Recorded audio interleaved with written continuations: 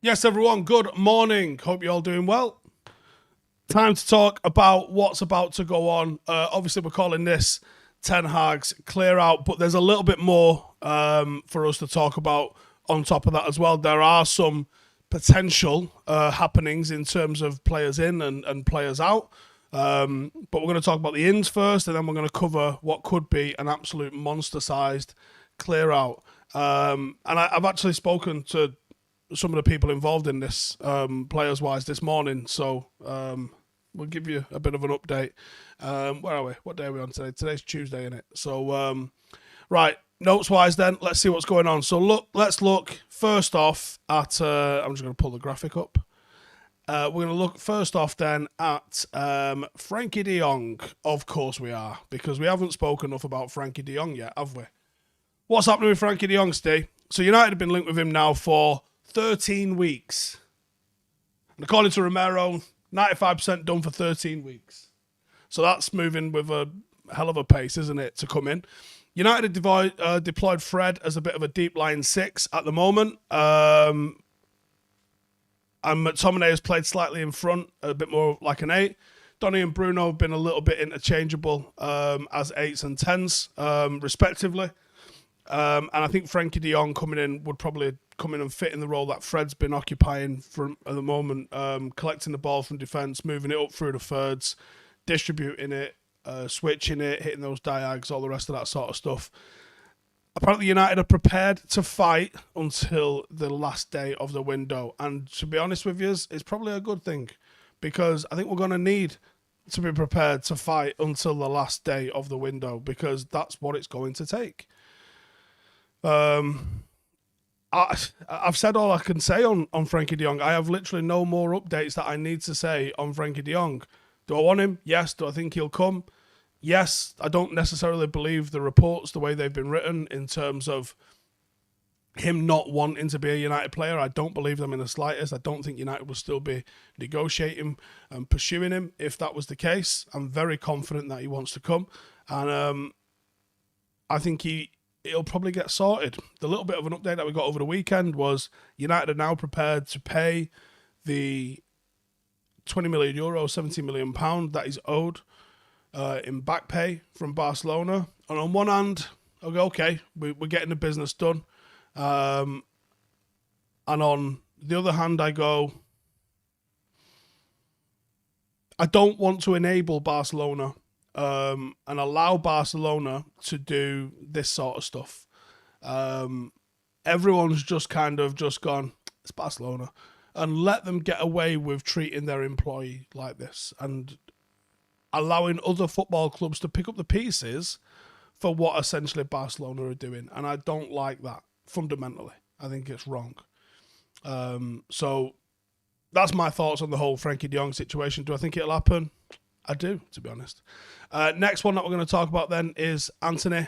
So Ajax apparently being very stubborn with the negotiations for Antony, and they've rejected 2 bids from United and now value the player at €80 million. God damn. Reports last week reckon that United offered €60 million for the player and that was rejected. Ajax have sold a few of their players. Gravenberch has gone, Martinez has gone, Tagliafico has gone, and they don't necessarily need any more of their players to go to generate funds. So they're holding on, and it's their prerogative to do that. They're entitled to do that. Personally, I think €80 million for Antony. I think he's decent, but not 80 million. I actually don't even think necessarily 60 million for him, but such is life. For the move to go through, Antony's now going to need to hand in a transfer request, and then Ajax are somehow going to need to reduce their price to make this happen. So this one could rumble on. I think what it does show is that United are in the mix, or in the hunt at least, for someone in that kind of bracket. And if we get somebody in that kind of bracket, I think they'll go for it. I'm not sure on it. 80 million seems a bit too much. And I think United have done pretty good business in terms of the value of players that we've got this season. I don't think we need to start throwing them sorts of figures at someone like Antony, for example. So I'd rather we did it on someone that was a little bit more secure and a bit more concrete. And all right, okay, fair enough. Ten Hag's worked with him, and that's a massive thing if he wants him.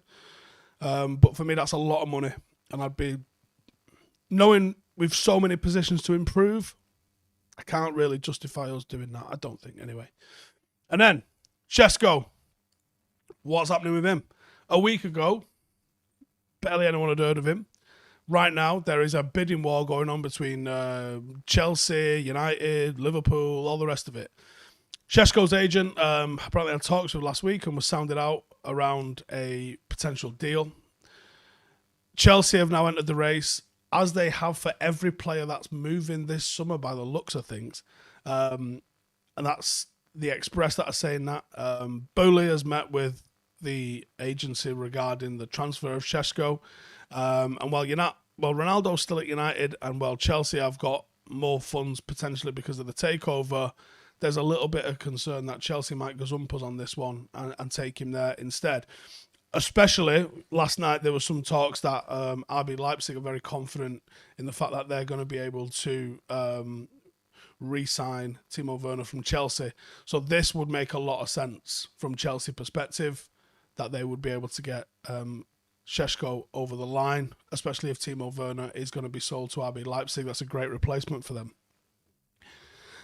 That's a problem. And the problem that United have got as well is, how do we compete with a team that's probably got unlimited funds and also probably got, definitely got Champions League football? How do we compete with that? We can't offer those very specific things. So that's a problem for us in a big way. And then the clear out then. Let's have a look at what's going on with the clear out. Ten Hag's about to have a clear out. This is according to Mail Sport. He wants to sell or loan out at least 6 players before the window closes. And Phil Jones' name is on the list. Finally. Alex Telles, Aaron Wan-Bissaka, Erik Bailly, Axel Tuanzebe. There was some talk that it was going to be one or the other in terms of Axel or Bailly going. Now seems like both of them are on that list. Ethan Laird and Phil Jones. Erik Bailly looks like he could be most out the door. Apparently Fulham have steamed in front of Jose Mourinho's Roma and could be an option for him. Ethan Laird has looked pretty good in pre-season, and it looks like Watford are the team that are in for him, but I think there's more than one offer in for him. Ethan will go this summer. Whether that's a permanent deal or a loan deal, Ethan's going to go. There's some talks of some younger players going out on loan. And I think it's going to depend on who United bring in, especially in that number 6 department. I think some of the ones that have impressed on tour could also go out on loan. But we'll see. We'll see how the window develops with the signings that come in. But I would, if I was a young player, I'd be inclined to try and stick around and be part of what's going on with Ten Hag. Whether or not things went your way previously, I would look to stick around and see if I could make myself a part of this. Especially if I was Ethan. If I was Ethan, I would want to stick around because I've been saying for years he's better than wan-bissaka, and I think he's certainly shown that offensively. Defensively, wan-bissaka's different defensively, and there's more than just tackling when it comes to defensiveness. But even Delot, I would say Delot's ahead of him right now, but that doesn't necessarily have to stay the same way. I think minutes at United and minutes within the system, I think Ethan could shock you. I think when it comes to his dribbling ability and the different abilities that he's got in the final third, I think he's probably still got more in the locker than Delot. Again, defensively, he's up for debate, and we'd have to see. But I do think that he's got a serious amount of qualities, and the only thing that's held Ethan back is his injuries to this point in his career. If he can get over those, and he's shown that that's doable over the last couple of years, then I think he could be a real player for us. Elsewhere on that list, I'm so glad to finally see Phil Jones. And this isn't anything personal with Phil Jones. He's played like 1 game in 3 years or something like that. He is not a productive member of this squad, and he's on a significant percentage of our wage bill. Move him on. Just move him on. Buy his contract out, come to some sort of an agreement, shake his hand, and move him on. Forget the sentiment. It's time to be ruthless with who we want to be as part of our squad. Scott Freeman says, Brandon not on that list. No, that's not to say that this isn't the definitive list. This is just the list that Mail Sport have come up with. So there could be more players on this list feasibly, but that's the list that they've got. Up Your Kilt says, lads, defo player got more than Aaron. Notch says, it's shocking it's taken this long with Jones. Shocking it. We haven't really heard of anyone outside of DC United potentially being in for him, have we? And was that even real, or was that just someone in the papers made that up? I have no idea if that's real. I was going to make a joke then, but I might say it anyway. Phil Jones is studying English to go and play for DC United. Space Chimp says, sure, that means Williams will be the backup right back. Potentially. Potentially. Is McNeil better than Sesko? I don't think you could say that. Sesko's, and it depends. I have no idea what the ceiling of Sesko could be, but I would say right now, no, McNeil is not better than Sesko. That's not to say that he couldn't become as good, but right now I don't think that's the case. Travis says, Jones still at United, the club is really a joke. Notch says, clubs haven't been in for him because of his new contract from Ed a few years back. Moon Landing says, Chong, time to go. Very interesting. Very interesting if that happens.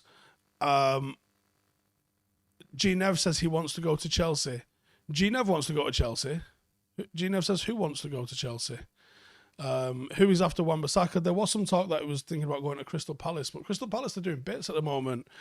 Like, unless we're going to sell him to him at a huge discount, why would they try and bring him in? Surprise Chong's not on the list, says Brian. I agree. Patrick says, should Donny be on the list?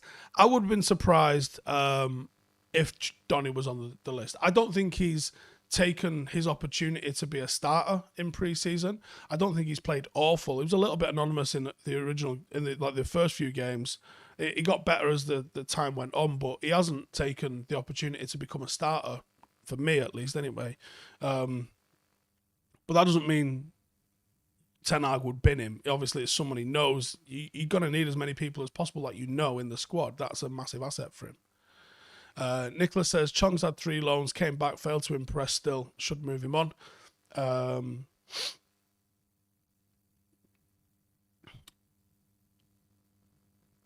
Space Jim says, McNeil has scored 800 plus more goals for United than Sesko and Messi combined. He's actually not. No, the 600 and something goals that he scored as a youngster were at City. I think he's got 40 or so in his career so far at United. Maskai says, G-Nev says De Jong wants to go to Chelsea. Look, people are getting briefed on things all over the place. Actions speak louder than words. And for me, the action of United still being in the mix for De Jong tells me that we're still in the mix for him. And he wants to come. Henk says, I think we should just sell De Jong to a mid-table Dutch team. I'm Adam Palestri lows, says Northwich Carl. I think one of them, for sure. I could definitely see one of them. Ben says, how did Garner play against Rayo? It's average. Wasn't great, didn't do anything wrong, but didn't stand out either. It was pretty average. Giuseppe says, why is Greenwood still on the squad list on the United website? He's still a United player. While all this investigation is going on, he's still a United player. Who's my favourite pundit? Can't say Rio. I wouldn't say Rio anyway. Danny Higginbottom's my favourite pundit. Daniel says he could obviously change his mind, but something tells me he said yes to United and Ten Hag when wages get taken care of. I agree. I think that's all that's going to happen. Do I have an update on the Greenwood situation? Are people fucking trolling at this point when they ask that? Yeah. 15 minutes into a video talking about something else that I would give you the update that I've just been sitting on, that would be like the biggest fucking exclusive in the world that everyone's dying to know about. Yeah, you're right. I was literally just waiting for someone to ask me in the middle of this video, which doesn't have anything to do with Greenwood in the title, before I drop you this exclusive news that no one has got. Jordan, would I take Greenwood back? I don't know. I lean towards no. However, I also have the feeling that I think he's going to get. I think he's going to get cleared. Is my take on this, right or wrong? Right. I think he's going to get cleared, and I don't know what that means. I don't know if that means that. I don't know what it means. But I know it means that if he is cleared of any wrongdoing, Manchester United can't sack him because he's done nothing wrong. So then you've got a massive dilemma on your hands. Can you sell him? I don't know if you can sell him. I don't know who would buy him. Someone would. And here's the thing: that M1K3 says if he's innocent, why not? If he's entirely innocent, then yeah. But I think we're all fucking human beings with brains here. I think we all probably deep down know that what's come out is more than likely going to be the truth. And I think you have to think very, very carefully about what you represent as a football club if you allow that back in. My take on this is that they're probably going to claim it's role-playing or something of that sort. I think it's entirely up to you whether you believe that or not. Those tapes don't sound like role-playing to me, in my opinion. Obviously, this isn't any sort of legal anything, but in my opinion, they didn't sound like role-playing to me. And I wouldn't feel very comfortable if he just came back and they was like, well, he got found not guilty, so crack on. And here's the thing. There's being found not guilty and there's being innocent. They're not necessarily the same things. You know what I mean? And also, do you even know what level of player's going to come back? This is a smaller thing than the moral issue, but in terms of the footballer, it's been 8 months since he played, and I don't necessarily hear any sort of rumours that he's doing one-to-ones and keeping fit. I think he's just fucking playing Fortnite or something, so I don't even know if there's a player to be rescued there. But yeah, very fucked up situation. Probably the biggest decision Richard Arnold's going to have to make as a new CEO. You get it right, and probably the right course of action is to get rid of £100 million player or more, which, you know, that's something he's going to have to justify to the owners. You get it wrong, you allow him to play again. The backlash in PR could cost you more than that. But then there's also, if he is found innocent, does he have a case for wrongful dismissal? Like, it's fucking messy. It's messy. It's messy as hell.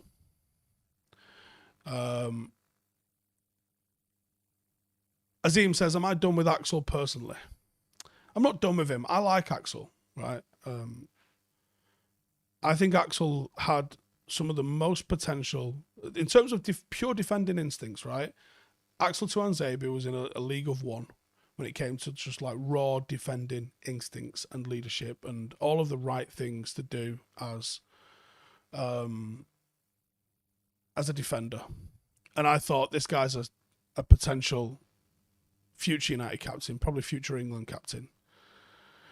So to see how his career's gone, again, because of injuries.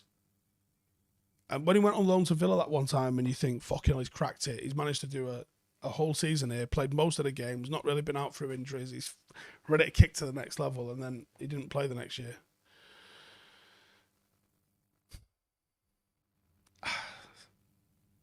If I worked alongside Axel, I would get him out of United. I would go and find anywhere, and this is my advice to any young player,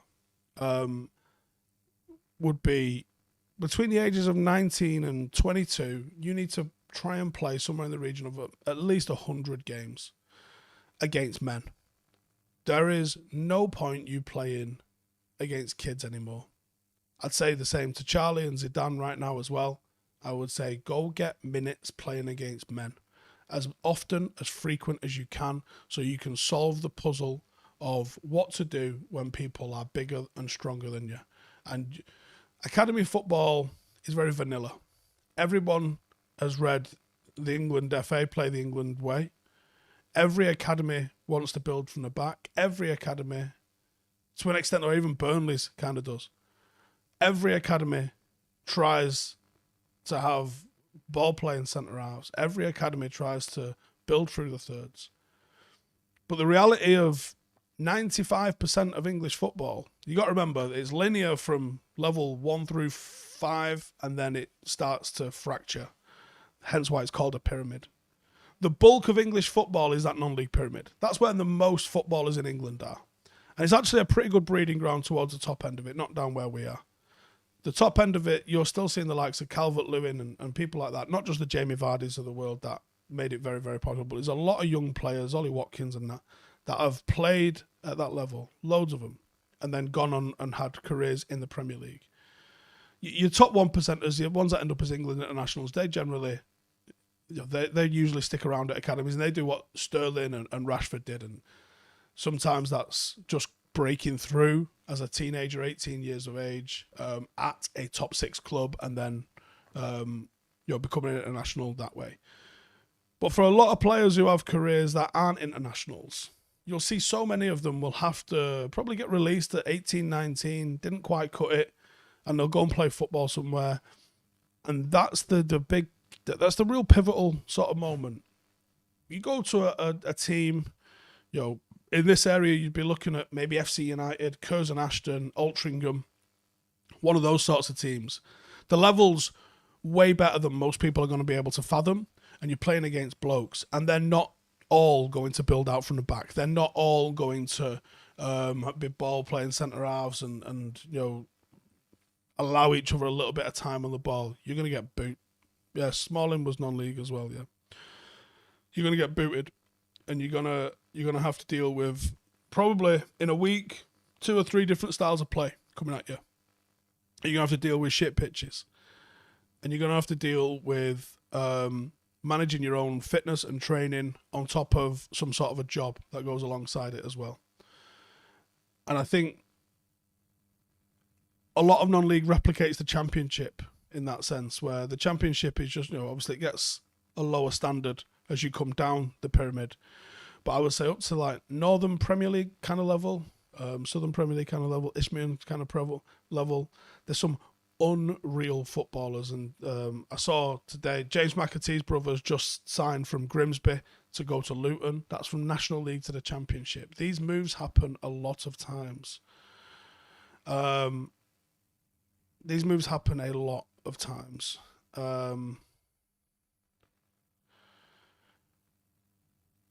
And I think that's where you go and learn your craft. And I think any young player, it almost doesn't matter the level, because the difference between like Northern Premier League and the Conference, there's a difference, but it's minuscule. If you go to a Conference team because you think it's a higher standard, but you're not going to play, well, it's no fucking good to you. If you go to League, the difference between League 2 and the Conference is not high. You very often see teams that win the Conference end up in the top 6 or playoffs of League 2. The differences between all of those leagues is nothing. So if you can drop down and you can go and play, just go and drop down somewhere where you play week in, week out, rather than, you might be the second choice, whatever. And you will develop, especially at 18, 19, and then you can move up. A super chat here from Tom, and he says, no excuses, but how much pressure on Greenwood at a young age? Club have a duty of care to these youngsters. How many players, sportsmen have done the same? Not that many. Yes, there's a lot of pressure that comes with being a Manchester United player, I'm sure. But I know you're saying no excuses, but it sounds like an excuse. I can't agree with that. Marcus had a lot of pressure on him at a young age. Even Jesse had a lot of pressure on him at a young age. Pogba's had a lot of pressure on him at a young age. Let's not excuse what's going on here. Ion says, how many goal contributions do I think Garnacho will get? Don't know. we'll see what he's like if and when he gets games. Ed T says, my cousin got released from Birmingham at 15. He's been bouncing around non-league from club to club for a few years. Took him time to adapt. Huge from academy to the jump from academy to non-league was huge. Yeah, I think the difference between being an academy player, where it's ruthless, right? Let's have it right. It's fucking ruthless, and it's cutthroat, and you've got to work hard.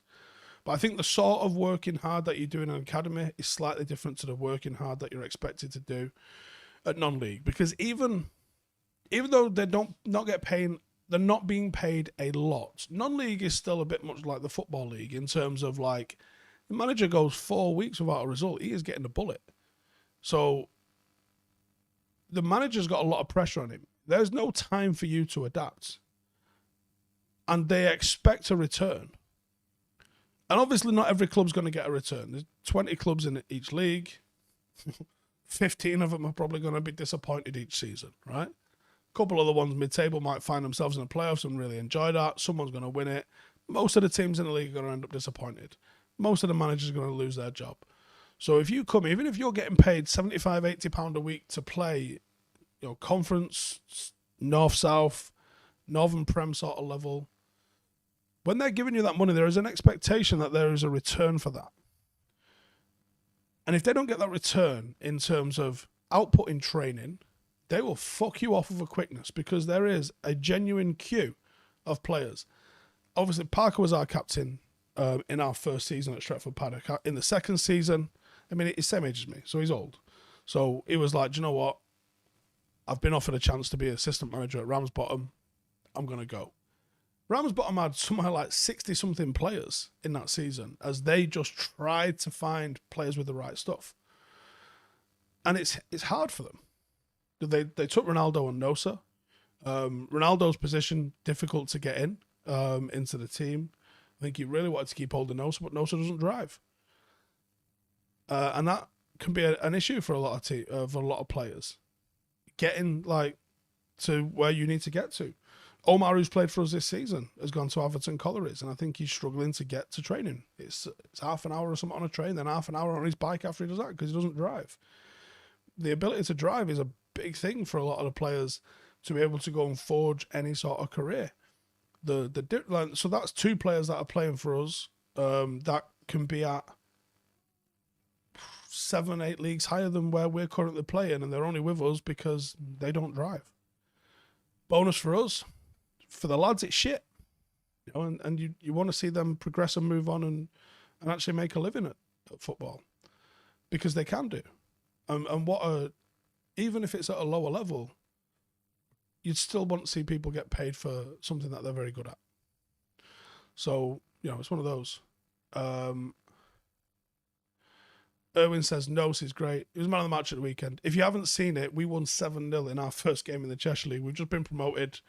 A little bit nervous going into it, and we win 7-0. We play again tomorrow, and we'll have had 7 games by the end of August. So, busy month for us. One of the busiest months we've ever had as a team. But if you'd like to check out how that game went, I'll throw a link in the comments and go and check it out. But very much appreciate any of you giving the support to the team. Means a lot to us. But yeah, go and check it out, and let us know how you think we play, because I think we play pretty fucking good stuff. Lee Davis says that goal top bins. Yeah, we scored after 35 seconds. They kicked off and we scored. We were 1-0 up after 35 seconds. That's some fucking good play, that, innit? Tom Boyce says, want to see the number 68 again. Isaac Hansen. Yes, good player. If you watch the Youth Cup final, he played well in that as well. Any idea where Mengi is? No, actually, no. In fact, the lad who scores our second and third goal, if you go and watch the highlights, the reason he's even at Paddock is because Ted and Mengi give us his number. So how mad's that for a bit of a finger? So yeah, it's Tedden's cousin. So he plays left wing for us. But yeah, the reason he's at Paddock is because Tedden gives us his number. Do Paddock owners have the power to sack me? The committee has the power to. I'll step aside before it gets to that anyway. Don't worry about that. Brian Casey says 1 is coming up the paddock. TJ says, what are my Premier League predictions for the season? Me, Ronaldo and Dre are doing a video on that later in the week, so make sure to check that out. We need to buy a backup right back, says 46. We wouldn't if Ethan Laird was staying, but he's not going to stay. Girafingo says, why are we talking about Stretford Paddock when we should be talking about Dulwich Hamlet? I want to go to a game at Dulwich Hamlet because it looks like a genuine, real culture, and I would love to replicate something similar with our lot.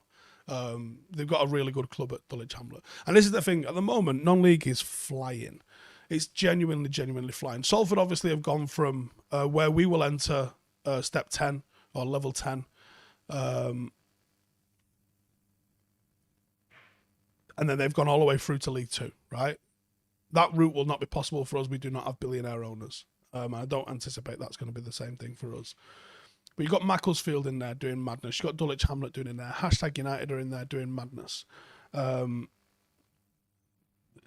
It's absolutely thriving. Stockport just ended up in League 2. There was only 10, 12,000 watched them last season. It's brilliant.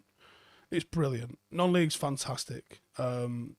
It's a real thriving sort of thing, and football is built on this.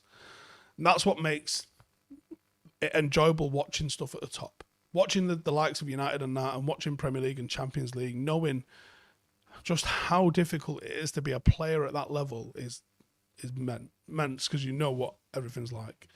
Northwich Carl saying, does Paddock have a first-team goalkeeper coach? Yes.